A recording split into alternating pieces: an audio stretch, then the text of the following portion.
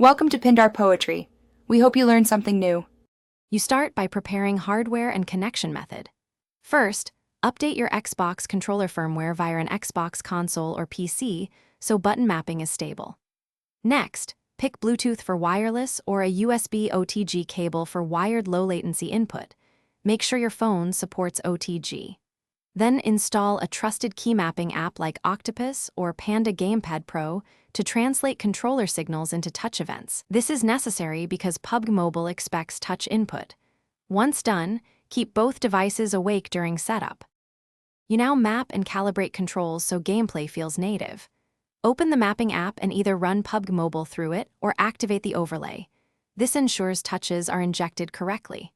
Place virtual touch points over movement, aim, fire, scope, jump, crouch, and weapon swap areas, and bind each to corresponding controller buttons and sticks. Next, calibrate analog stick sensitivity and dead zone to avoid drift or sluggishness. Make a dedicated profile for squad, solo, and training. Test in training mode until actions match your reflexes. You finish by validating and resolving common issues. Load training mode and run a full session. Walk, sprint, aim, fire, and ADS to confirm every binding responds smoothly. Make small sensitivity tweaks as needed.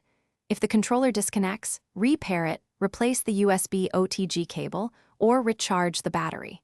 If injections fail, ensure the mapping app has overlay and accessibility permission enabled and restart the phone. If touch conflicts occur, remove duplicate mappings and resave the active profile. That typically solves most problems. Thanks for watching. Consider subscribing if we helped you.